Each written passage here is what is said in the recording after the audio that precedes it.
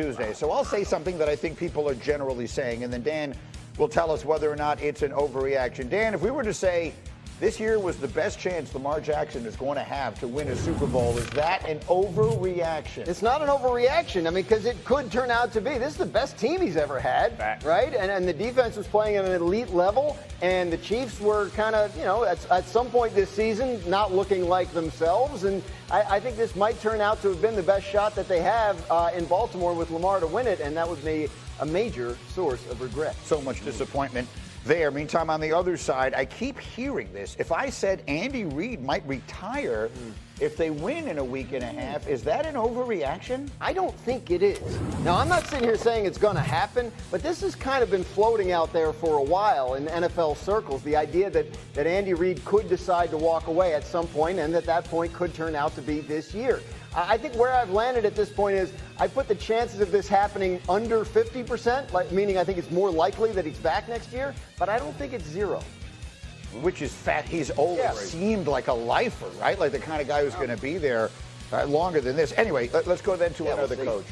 There are people who are saying Dan Campbell's coaching decisions cost the Lions a shot at the Super Bowl. Is that an overreaction? Of course it's an overreaction. There are a lot of reasons the Lions lost this game, and Dan Campbell deciding to go for it on 4th and short a couple times in the second half is not the chief reason, if it's a reason at all. Look, he made the decision that this was the best play for his team at the time. It's the way he's coached throughout the year. He felt confident that they had, to get outweighed the benefit of trying to kick a longer field goal, and that's it. But there were a lot of other things that went on in the second half of that game that are the reason they lost. Okay, fair enough. I want you to hear what Booger McFarland had to say about it yesterday. Yeah. And then because I couldn't find any support for my side of this argument yesterday, but thankfully my friend Booger was on the right side. Listen to what he said.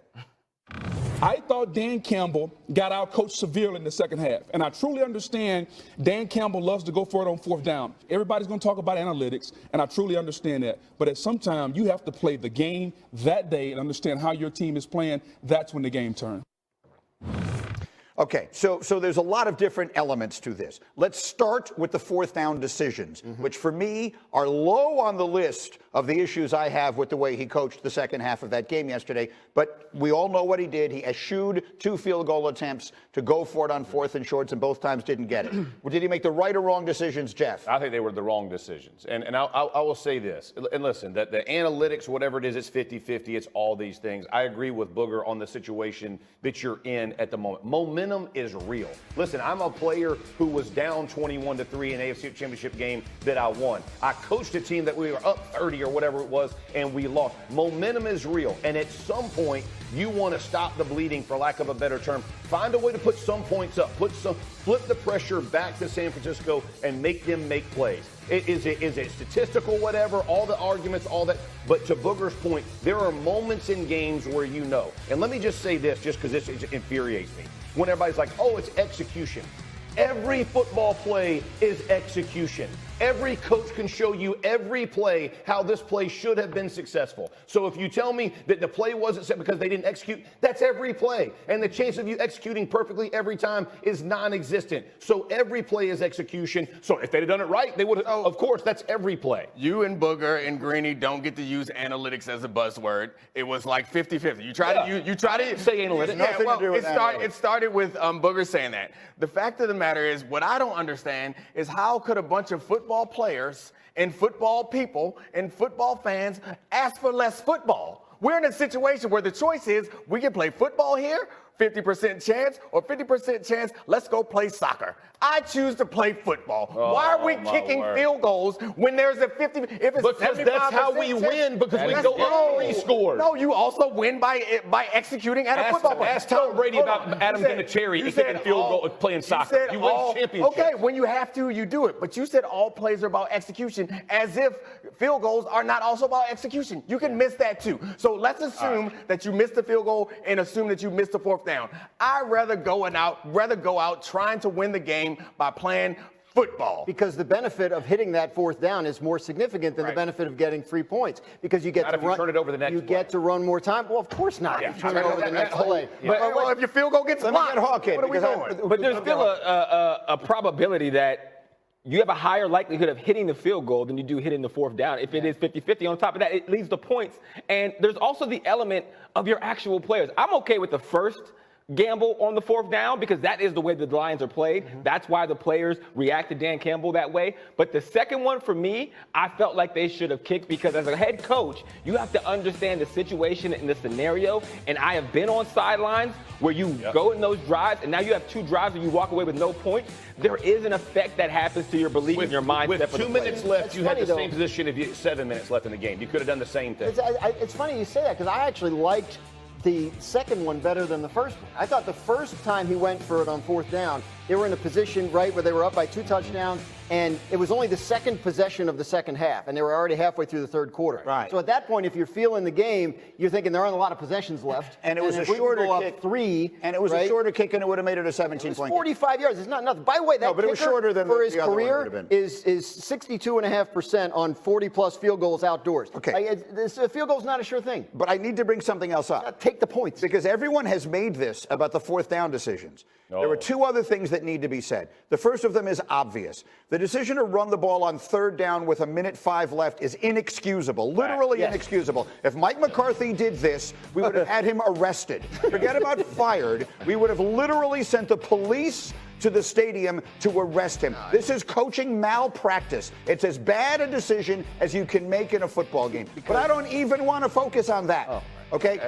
Because this is too obvious. It seems like you see him. No one who has ever watched a football game understands what he was doing. Because it cost him a timeout. It cost him a timeout, and thus meant which he ended up needing. They had the most valuable thing you have when you're down 2 possessions is 3 timeouts. That's right. Once you call one of them, you might as well have none of them left. right. But let's even put that to the side.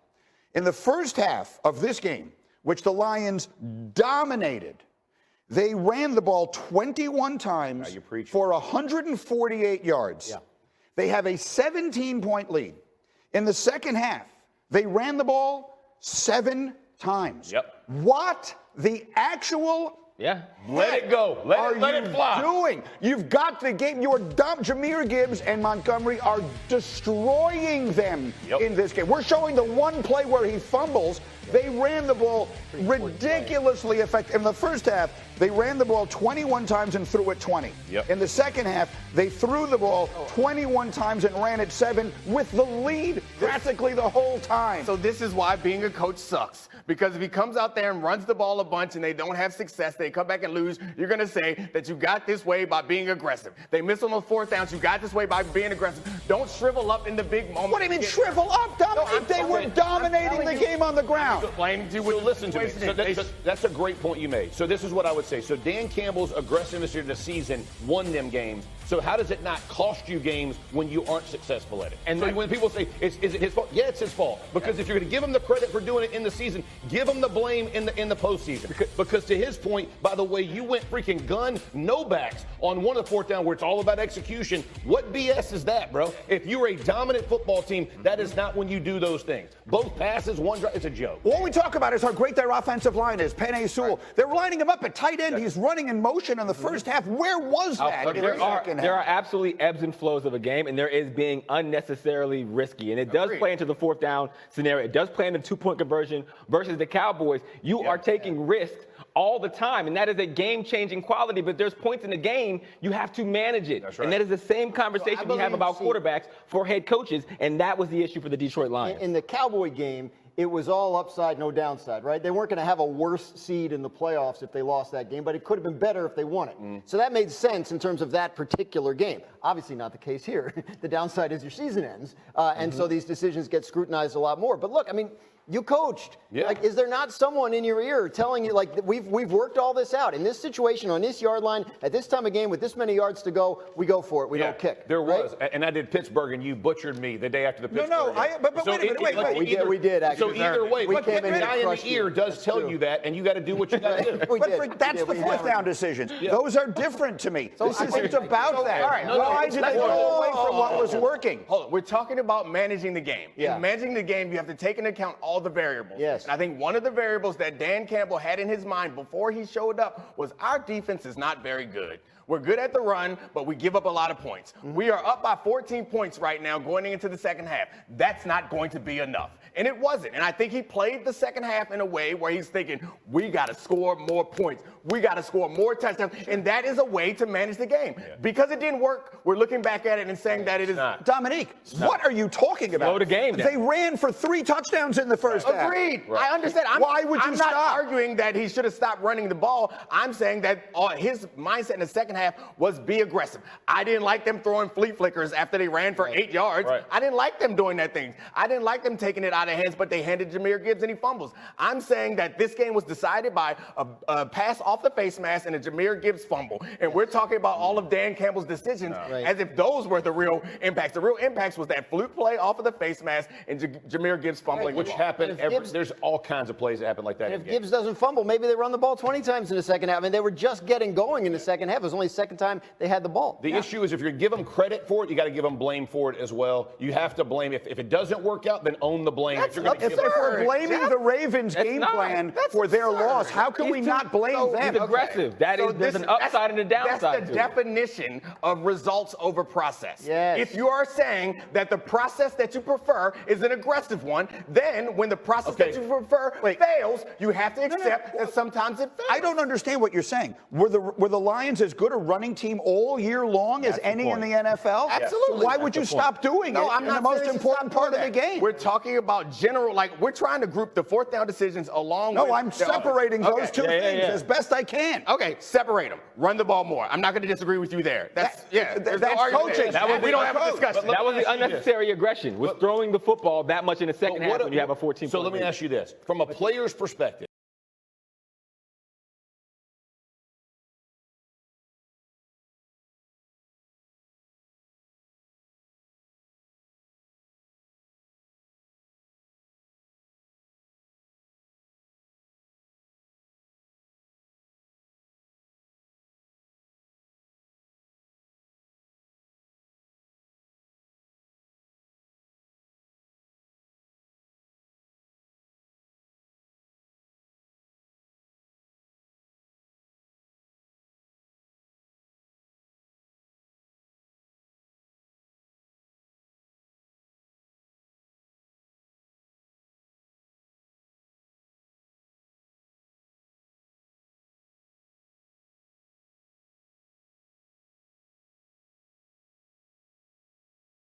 Sleeve cuffs are folded back to reveal their luxurious fur lining. The foresleeves slip over the wrists and are fixed into place with ribbon points or pins just above the sleeve elbow. This pair are made from crimson cloth of gold to match the petticoat forepart, slashed and edged with crimson silk and caught together with gold aglets and ouches. The puffs and frills of linen were often fake. Both forepart and sleeve sets could be changed during the day to create a different look. Elaborately jeweled girdles helped to emphasize the dipping waistline and were amongst the most expensive items of jewelry. Many of the Queen's jewels belonged to the crown, but Catherine also owned her own and would gift jewels as part of her patronage. Catherine's outfit would be completed with a French hood. During this period, women's heads were always covered when outside or in company. French hoods were decorated with 2 rows of bejeweled bands, known as upper and nether billements. A black silk veil flowed down the back. Sometimes a linen strap extended under the chin from the coif beneath to hold everything in place.